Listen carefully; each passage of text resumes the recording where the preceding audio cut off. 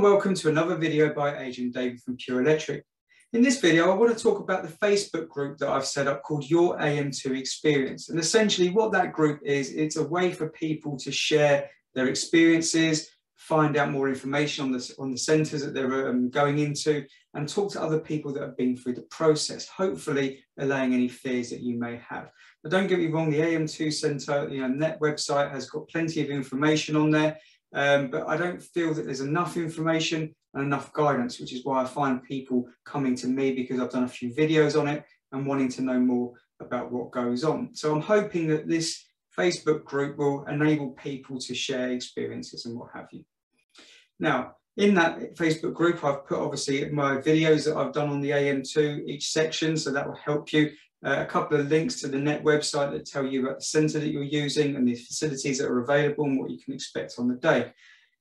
As a bonus for that, what I would really like is some feedback from yourselves. Now, NET are adamant that their AM2 assessment process is robust, rigid, fair, valid, all those words that we would associate with the AM2. But unfortunately, I've had a few people come to me and complain about their experience. Now, obviously, these could just be disgruntled people, but what I want to do is try and get a sense of what's actually going on in the industry and whether you guys are actually, because you're on the front line, and I want to know what your experiences are and get some feedback so that if there is a problem, we can talk to NET about it and try and get that resolved.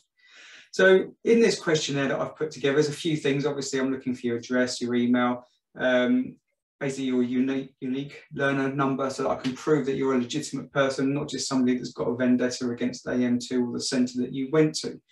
The dates that you were there.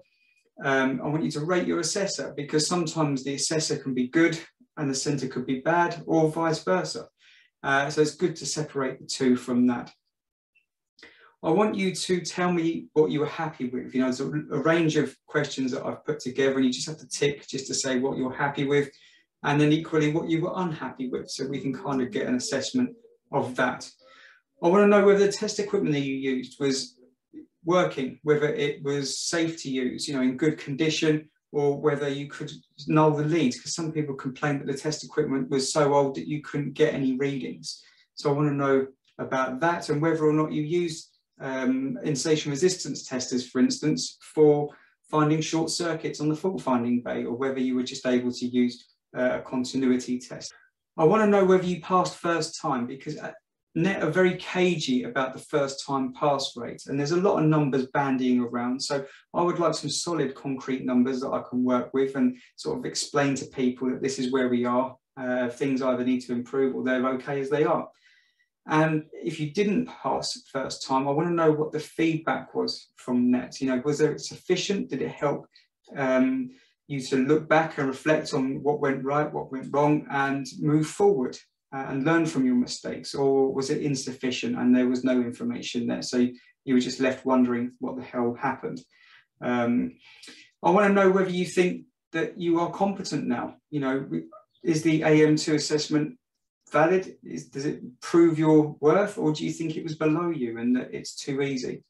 I want to know whether you think that the other candidates will get any help in the centre, because I've heard stories of that as well, and whether you thought they were ready or being put in when they're not ready.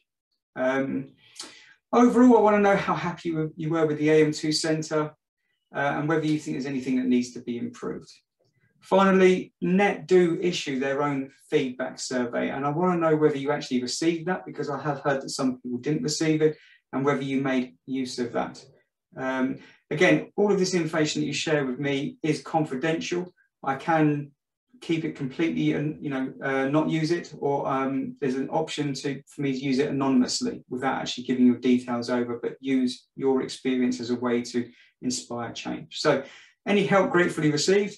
As always, please like, share and subscribe to get these important messages out there, and good luck in your assessment. Take care.